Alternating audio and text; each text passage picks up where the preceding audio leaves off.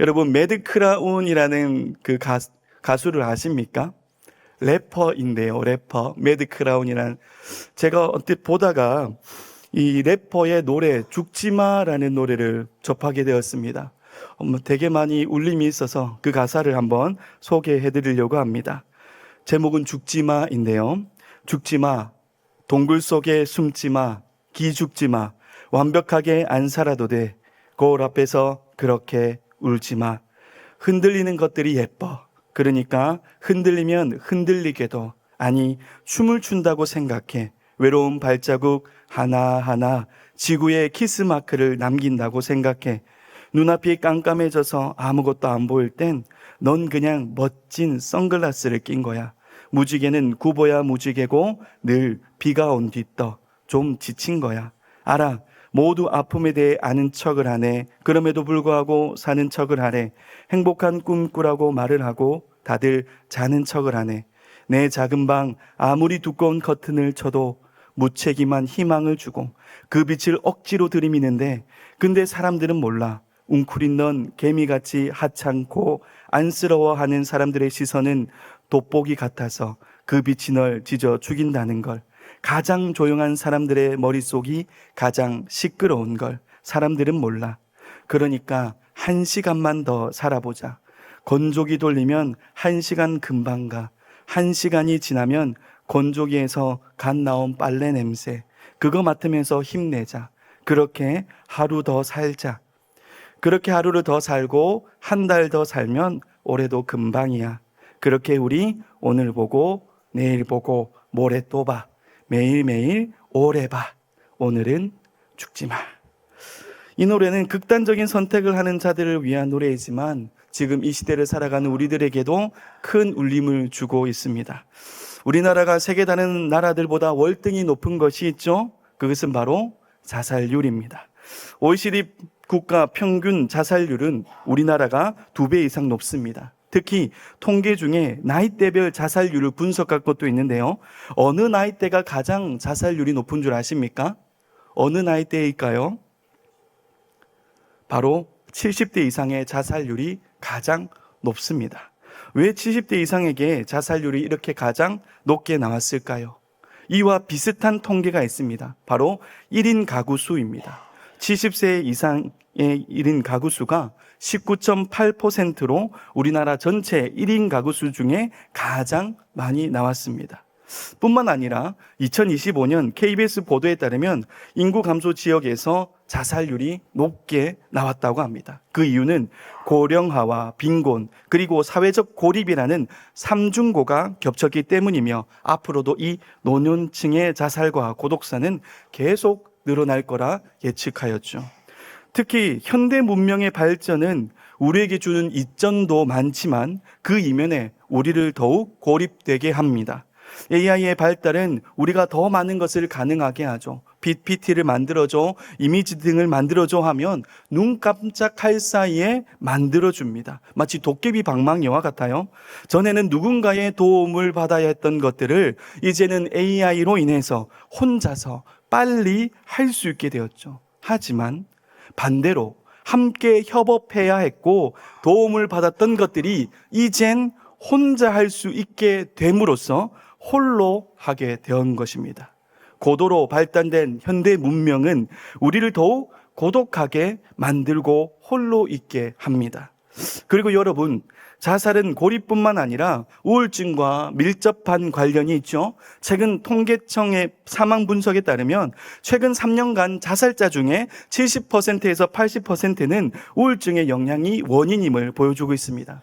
10년 전에 한병철 교수는 피로사회라는 책에서 이 시대를 대표하는 질병을 우울증이다라고 얘기했는데요. 그는 우울증은 긍정성 과잉에 시달리는 현대사회의 대표적인 질병이며 개인의 원인이 아니라 사회의 양상에 따라서 나타나는 것이다라고 정의하였습니다. 뭐든지 할 수 있다라는 이 긍정의 사회, 그 긍정에 넘치고 넘치는 긍정과잉의 성과 사회를 우리가 살아가고 있고, 넘치는 이 긍정의 힘으로 말미암아서 곳곳에 에너지가 넘치지만 그 반면에 속이 텅 빈 우울증이 양상되고 있다라는 겁니다. 여러분도 그렇지 않습니까? 할 수 없는 나 자신을 보고 계속 누군가가 할 수 있다, 넌 할 수 있어, 할 수 없는데도 계속 할 수 있다라고 얘기하면 어떤 마음이 듭니까? 자괴감이 들죠. 그리고 또한 난 뭐지? 난 쓸모없는 사람인가? 라는 상대적 박탈감에 빠져들게 된다는 겁니다. 뒤처지고 소외되지 않을까 하는 이 불안감 속에 계속 자기 스스로를 책찍질하고 자책하고 착취한다라는 겁니다. 개척의 대상을 자기 자신으로 삼아서 24시간 쉬지 않고 자신에게 폭력을 가한다라는 거죠. 넘쳐나는 긍정은 결국 속이 텅 비어버린 우울증을 양상해 낸다라는 겁니다. 사랑하는 여러분, 고도로 발달된 현대사회는 우리에게 많은 편함과 이점을 주지만 그 이면에 고립과 우울증의 몸살을 앓고 있으며 자기 파괴적 자책과 자행을 일삼고 있습니다. 오늘 본문에서도 그 사회 뒤에서 음행의 포도주에 취하게 하는 존재가 등장하는데요. 17장 1절에 등장하는 자 바로 음녀입니다. 이 음녀는 정체를 4절과 5절에서 밝히고 있는데요. 5절 말씀을 보면 뭐라고 했냐면 빨간 그 글씨로 표현된 것, 큰 바벨론이다. 그리고 땅의 음녀들과 가증한 것들의 어미다라고 밝혀주고 있습니다. 이 음녀의 정체는 바벨론이라고 밝혀주고 있는데 요한계시록에서 바벨론은 로마 제국을 주로 상징합니다. 그런데 이 바벨론, 음녀가 하는 행동이 2절에서 기록되어 있는데요. 우리 함께 2절 말씀 읽도록 하겠습니다. 2절 말씀 읽겠습니다. 시작. 땅의 임금들도 그와 더불어 음행하였고 땅에 사는 자들도 그 음행의 포도주에 취하였다 하고. 아멘. 아멘. 여기서 땅의 임금들이 이 음녀와 함께 무엇을 했다라고 합니까? 땅의 임금들이 무엇을 하고 있죠? 음녀와 음행을 하고 있다라고 합니다. 그리고 음녀와 땅의 임금들이 음행하여서 무엇을 지금 만들고 있다라고 합니까? 바로 음행의 포도주를 만들고 있죠. 그리고 그 포도주를 누가 취하고 있습니까? 그 포도주를 누가 마시고 취합니까?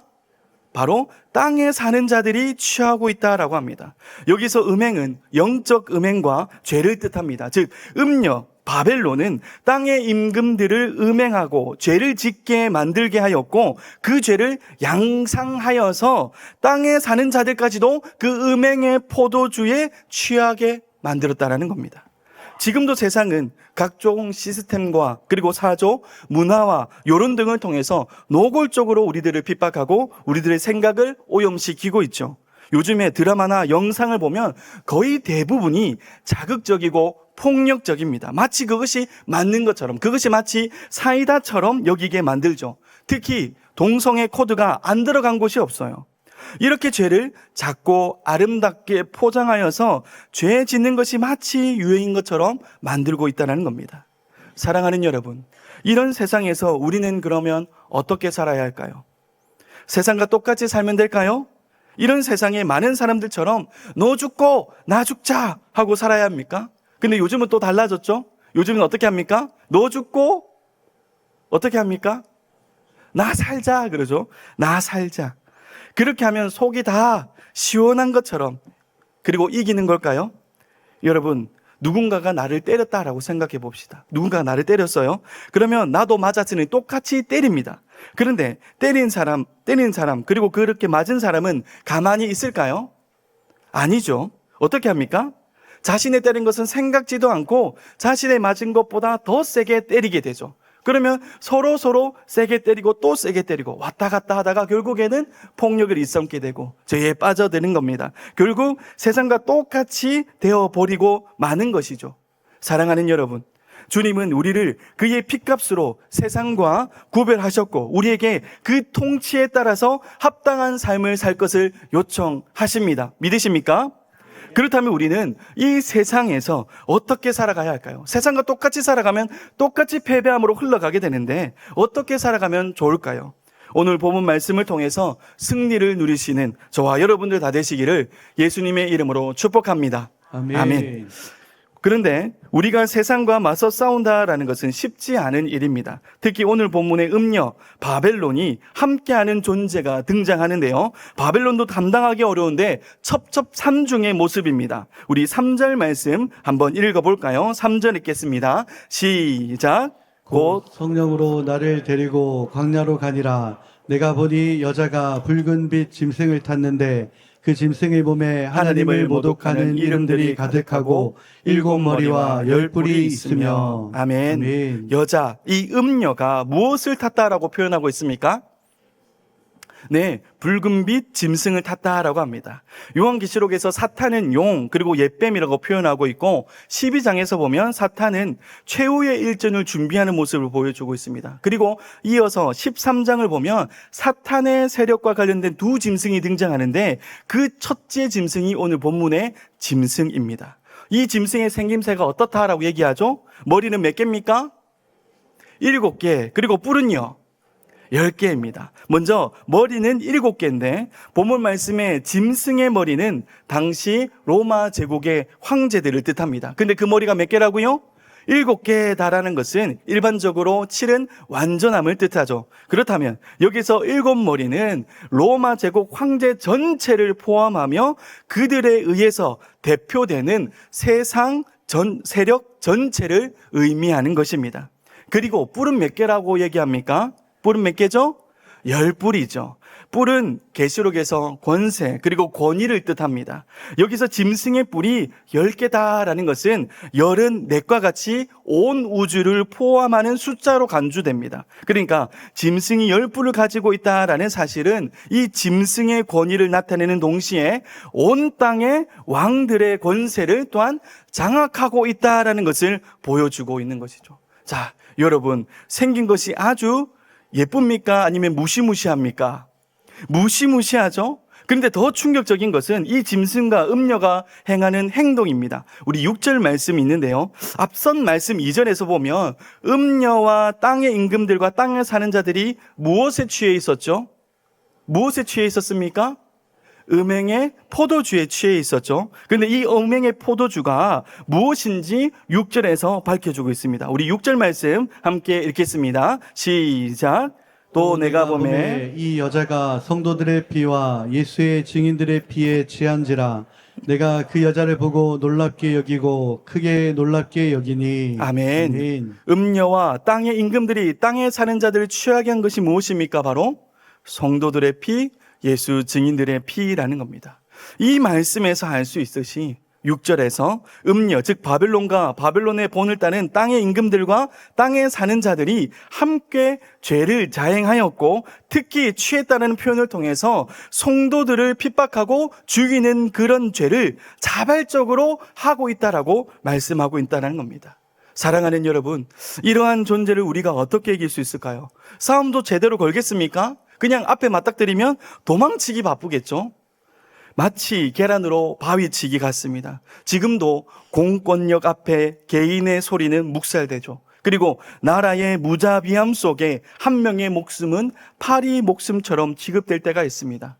한참 러시아와 우크라이나 전쟁이 발발한 뒤에 뉴스에서 한 영상을 보여준 적이 있습니다. 그 영상은 정찰하듯 상공을 날아다니다가 어느 참호 속에 들어가는 거예요. 그리고 그곳에 러시아 군인이 있었는데요. 그 얼굴을 가까이 가더니 클로즈업 하더니 갑자기 영상이 꺼졌습니다. 바로 자폭 드론의 영상이었습니다.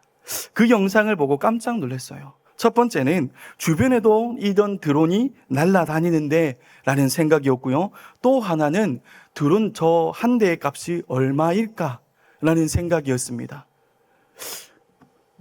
드론을 잘하는 분의 그 얘기를 들어보니 이 자폭 드론에 쓰는 모델은 몇십만 원 밖에 안 한다라는 거예요. 붉은빛 짐승과 같이 이 7머리와 10뿔을 당장이라도 우리를 찌를 것만 같은 세상에서 그리스도인으로 살아간다는 것이 이렇게 목숨이 하찮게 여겨지는 일만 같아 보입니다. 불가능한 일인 것처럼 우리는 느껴지죠. 그 짐승 앞에 우리는 절망과 좌절만 가득 느낍니다. 그러나 이럴 때 단 한 분만이 당당히 그들과 맞서 싸우시는데요. 오늘 본문 말씀 14절 말씀 읽겠습니다. 오늘 본문 14절 읽겠습니다. 시작. 그들이 어린 양과 더불어 싸우려니와 어린 양은 만주에 주시오 만왕의 왕이시므로 그들을 이기실 터이요 그와 함께 있는 자들 곧 부르심을 받고 택하심을 받은 진실한 자들도 이기리로다. 아멘. 사랑하는 여러분, 누가 그들과 맞서 싸우십니까? 누가 그들과 맞서 싸우십니까? 어린 양. 어린 양은 누구십니까? 맞습니다. 바로 예수 그리스도이십니다. 할렐루야. 짐승 앞에 절망하는 우리들 그 앞에 예수님은 오셔서 우리를 보호해 주십니다.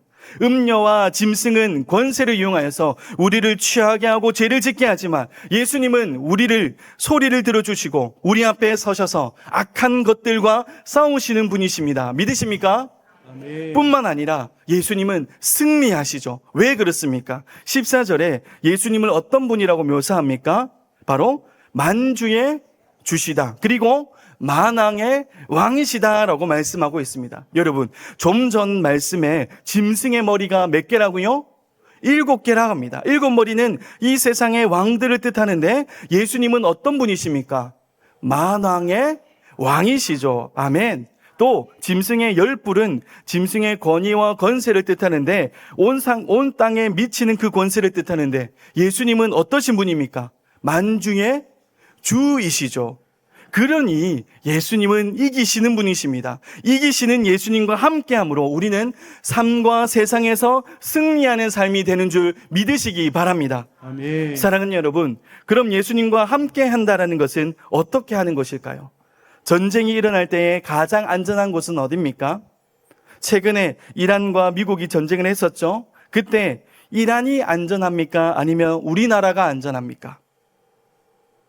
어디가 가장 안전합니까? 전쟁이 일어나지 않는 우리나라가 더 안전하죠.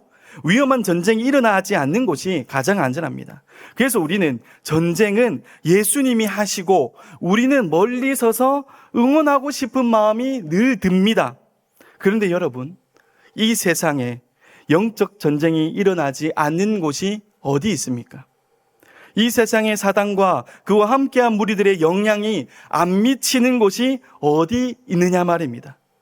우리 생활의 모든 면에서 우리를 오염시키기를 위해서 호시탐탐 기회를 엿보고 있지 않습니까? 그래서 베드로전서 5장 8절 말씀에 근신하라 깨어라 너희 대적마귀가 우는 사자와 같이 두루다니며 삼킬 차를 찾나니라고 말씀해주고 있죠.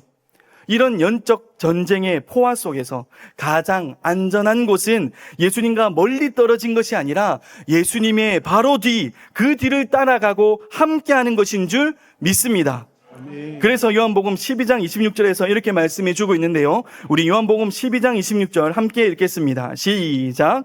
사람이 나를 섬기려면 나를 따르라. 나 있는 곳에 나를 섬기는 자도 거기 있으리니 사람이 나를 섬기면 내 아버지께서 그를 귀히 여기시니라. 아멘. 일상의 삶 속에서 세상의 방식이 아니라 예수님의 이 가르침과 통치에 순종하고 언제나 예수님을 선택하심으로 예수님과 함께 예수님을 따라감으로 승리하시는 저와 여러분들 다 되시기를 예수님의 이름으로 축복합니다. 아멘. 아멘. 그럼 전쟁 속에서 어떻게 우리는 안전하게 예수님의 뒤를 따를 수 있을까요? 따라하겠습니다. 동력자와 함께 이긴다. 함께 이긴다. 오늘 본문 14절 말씀 함께 또 읽겠습니다. 본문 14절 말씀 읽겠습니다. 시작. 그들이 어린 양과 더불어 싸우려니와 어린 양은 만주의 주시오 만왕의 왕이시므로 그들을 이기실 터이요 또 그와 함께 있는 자들 곧 부르심을 받고 택하심을 받은 진실한 자들도 이기리로다. 아멘. 자, 여러분, 예수님과 함께 있는 자들 이 말씀을 보면 혼자입니까? 여러 명입니까? 빨간 글씨로 되어 있는 것 단수입니까? 복수입니까? 복수죠. 그렇죠? 예수님을 따라가는 길이 나 혼자 따라가는 길이 아니라는 거예요. 예수님을 섬기는 자들이 함께 가는 길이 예수님 따라가는 길이다라는 겁니다. 그럼 예수님을 따라가는 우리는 어떤 모습으로 따라가야 할까요? 전쟁 상황에서 그냥 여행하듯이 슬리퍼 끌고 그냥 예수님을 따라가는 걸까요? 아니죠. 이를 빌립보서 2장 2절에서 5절 말씀에 우리에게 잘 보여주고 있는데요. 우리 빌립보서 2장 2절부터 5절 말씀을 함께 읽도록 하겠습니다. 시작. 마음을 같이하여 같은 사랑을 가지고 뜻을 합하며 한 마음을 품어 아무 일에든지 다툼이나 허용으로 하지 말고 오직 겸손한 마음으로 각각 자기보다 남을 낮게 여기고 각각 자기를 돌볼 뿐더러 또한 각각 다른 사람들의 일을 돌보아 나의 기쁨을 충만하게 하라. 너희 안에 이 마음을 품으라. 곧 그리스도 예수의 마음이니. 아멘. 당시 빌립보 지역은 주로 은퇴한 로마 군인들이 지냈던 곳입니다. 바울은 빌립보서를 기록하면서 우리 그리스도인들의 모습이 로마 군대의 모습처럼 예수님을 따라가야 한다라고 가르치고 있는 것이죠. 당시 로마 군대의 사람들은 사람 몸만한 방패를 들고 앞으로 진격해 나갔습니다. 그리고 진격해 나아갈 때마다 방패와 방패를 맞닿아서 한 발 한 발 맞춰 나갔던 것이죠. 이렇게 진격하면 어떤 이점이 있습니까? 어떤 이점이 있죠? 좋은 점이 무엇입니까? 어떤 적군의 화살이나 적군의 공격이 와도 효과적으로 자신뿐만 아니라 서로 보호하고 지킬 수 있는 것이죠. 옆에 방패를 막아줌으로써, 방패를 들고 함께 섬으로써 화살이나 칼과 창이 들어오지 못한다라는 겁니다. 이렇게 로마 군인이 진격하여서 한 걸음 한 걸음 나아가려면 어떻게 해야 됩니까? 같은 방향, 같은 복폭, 그리고 같은 높이의 방패를 들어야 했던 것처럼 우리 그리스도인들도 예수님을 함께 따를 때에 어떻게 따라가는 거예요? 같은 생각, 같은 사랑, 뜻을 합하여서 한 마음, 그 마음이 무엇입니까? 바로 예수 그리스도의 마음 품어서 따라가야 한다라는 것을 가르치고 있는 겁니다. 만일 로마 군인 중에 한 명이 진격하다가 넘어졌다라고 생각해 봅시다. 옆에 있던 군사가 앞으로 가기 바쁘고 귀찮고 짜증이 날 것입니다. 왜 이것도 못하냐고. 그러면서 그냥 내버려 두고 계속 진격한다면 어떻게 될까요? 어떤 결과가 일어납니까? 그 넘어진 틈으로 화살이나 공격이 들어오게 되죠. 목숨이 위험한 상황이 벌어지고 만다라는 겁니다. 오히려 전쟁 상황에서 옆에 동료가 아무리 못나도 그 동료가 옆에 있음으로써 감사의 거리가 된다라는 겁니다. 한 공동체의 능력이 이 약한 자를 통하여서 나타나게 된다라는 거예요. 그래서 빌립보서 3절 말씀에 각각 자기보다 남을 어떻게 하라고 말씀하고 있죠? 어떻게 하라고요? 낮게 여기라 라고 합니다. 나보다 옆에 동력자들을, 옆에 서 있는 자들을 더 높여주고 세워주라는 것입니다. 또 빌립보서 4절 말씀 한번 읽어볼까요? 4절 말씀 읽겠습니다. 시작. 각각 자기 일을 돌볼 뿐더러 또한 각각 다른 사람의 일을 돌보아 나의 기쁨을 충만하게 하라. 아멘. 자기 일만 돌보지 말고 서로 다른 사람들의 일을 돌보아 주라는 겁니다. 누군가 쓰러졌다면, 힘들어한다면 다가가서 어디가 아픈지, 그리고 무엇이 필요한지 살펴주라는 거예요. 그들의 안색이 바뀌어졌을 때 왜 그런 안색인지를 한번 물어보라는 겁니다. 바빠서 그냥 지나치는 것이 아니라 옆에서 시간을 들여보라는 거예요. 살펴주라는 겁니다. 여러분, 구역 예배를 드리거나 같은 믿음의 동력자들과 기도 제목을 나누실 때가 있죠? 그럴 때가 있잖아요. 그렇죠? 저만 나눕니까? 그럴 때가 있죠? 그럴 때 어떻습니까? 이렇게 기도하죠. 슬픔을 나눌 때 어떻습니까? 마음이 좋잖아요. 그렇죠? 슬픔을 나눌 때 그 슬픈 일이 오히려 나누게 됨으로 그러한 슬픔을 이기게 되죠. 그리고 훗날에 이 기도에 응답을 받았습니다. 그러면 이 기도 제목 나눈 분들에게 저 응답 받았어요. 저 이런 일이 있었어요. 참 감사해요. 라고 이렇게 얘기를 나누게 되죠. 그러면 잠깐이라도 그를 위해서 기도했다라면 나의 일처럼 기뻐하게 된 것을 여러분들도 한 번씩 다 느끼셨죠? 맞습니다. 근데 여러분, 혼자 끙끙 앓고 해결된 기쁨이 그냥 혼자만의 일의 기쁨이라면 함께 나눔으로써 슬픔은 절반이 되고 가벼워지죠. 그리고 기쁨은요, 나눔으로써 나의 일의 기쁨이 그와 함께 2가 되는 거예요. 그리고 나눌수록 3과 4가 된다라는 겁니다. 사랑하는 여러분, 철새가 혼자 날아갑니까? 아니면 무리지어 날아갑니까? 무리지어 날아가죠. 그럼 철새가 다른 나라로 이동할 때 어떻게 이동합니까? 바로 V자를 그리고 이동합니다. 왜 그렇죠? 이 V자 형태가 바람의 저항을 줄이고 오랫동안 이동하기 좋기 때문입니다. 특히 가장 선두에 가는 이 철새는 힘이 가장 좋은 친구입니다. 그리고 두 번째가 그다음 힘 좋은 친구, 세 번째가 그다음 힘 좋은 친구에서 V자 형태를 이루어 나아갑니다. 왜냐하면 첫 번째가 바람의 저항을 가장 많이 받기 때문이에요. 그런데 긴 시간 동안 이동하다 보면 이 첫 번째 친구가 지칩니까? 안 지칩니까? 지치게 되죠. 그러면 이 지친 친구는 앞에서 내려와서 가장 뒤로 날아갑니다. 그리고 두 번째 친구가 첫 번째 선두를 서서 계속 V자 형태를 유지하는데요. 그럴 때 첫 번째 섰던 친구가 지쳐서 뒤로 가면서 하는 얘기가 뭐냐면 힘내, 할 수 있어, 우리는 끝까지 갈 수 있어, 잘한다, 화이팅, 이렇게 해주고 뒤로 간다라고 해요. 이렇게 V 형태를 유지하면서 결국 먼 곳의 목적지까지 무사히 도착할 수 있는 것입니다. 우리 그리스도인들의 모습이 이와 같아야 합니다. 홀로 가는 것은 편할 수 있습니다. 내 마음대로, 그리고 내가 원하는 시간대에 그냥 내 생각대로 편하게 할 수 있습니다. 하지만 목적지에는 도달할 수 없죠. 함께 할 때 끝까지 안전하게 도착할 수 있습니다. 서로를 자기보다 낮게 여기고 서로 다른 사람들의 일도 도와줌으로써, 돌보아 줌으로써 이 세상 끝까지 승리와 감사, 기쁨이 넘치시는 저와 여러분 되시기를 예수님 이름으로 축복합니다. 아멘. 아멘. 결론입니다. 이 목사님이니까 함께하라 하시죠. 혼자 예배드리고 혼자 신앙생활해도 잘만 합니다. 세상의 방식이 아니더라도 합리적으로 살면 되는 것 아닙니까? 라고 의미 둘 수 있습니다. 그러나 여러분의 이러한 생각이 세상의 생각과 가깝습니까? 하나님의 생각과 가깝습니까? 땅에 사는 자들이 음료를 추앙해서 그렇게 음료와 함께 있었던 것일까요? 음료를 알아서 그렇게 있었습니까? 땅에 있었습니까? 아니죠.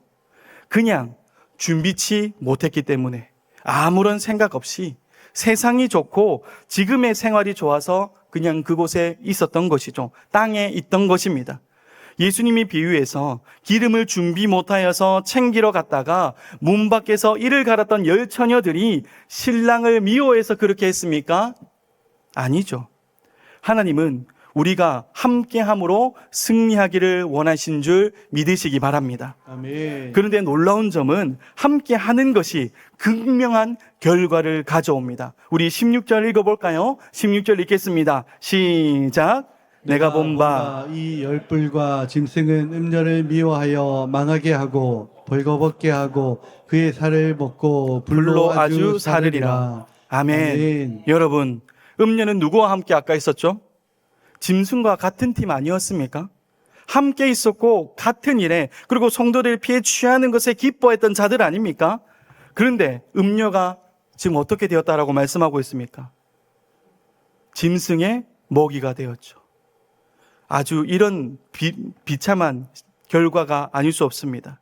그럼 음녀와 함께했던 땅에 사는 자들은요, 그리고 땅의 임금들은요, 바로 하나님의 심판의 대상이 되었습니다. 이 말씀에서 보면 짐승도 심판을 받죠. 즉 예수님과 함께, 그리고 그의 백성들과 함께하는 것이 궁극적으로 안전하다라는 것입니다. 믿으십니까?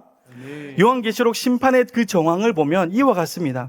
하나님께서는 예수님과 함께한 자들을 지키시고 이마에 인을 치십니다. 그래서 사단도 하나님의 이 보호하심을 어쩔 수 없어요. 그렇게 그 명령을 어길 수 없습니다. 그래서 사단이 결국 누구를 해코지 하는 줄 아십니까? 바로 자신의 영향 아래에 있는 자들, 땅에 사는 자들, 땅의 임금들을 해코지하고 못살게 굴죠. 세상이 죄를 지어서 하나님과 멀리하게 하는 것, 우리를 믿음의 사람들과 함께하지 못하고 홀로 있게 하는 것, 모두 사단이 삼키기에 좋은 먹잇감을 만드는 작업입니다. 경제가 점점 축소되고 인공지능이 일자리를 빼앗고 혼자 고립되어 우울증에 시달리고, 그리고 그렇게 힘든 상황을 살아가고 있는 지금, 그리고 그런 영적 전쟁 중인 지금, 우리는 예수님과 함께 서로를 낮게 여기고 돌볼 때 거대한 짐승과 음료의 유혹과 싸움에서 거뜬히 이겨낼 줄 믿습니다. 아멘. 우리 함께 울고 웃으며 함께 모든 역경을 넉넉히 이기시는 저와 여러분들 다 되시기를 예수님의 이름으로 축복합니다. 아멘. 축복합니다. 아멘. 아멘.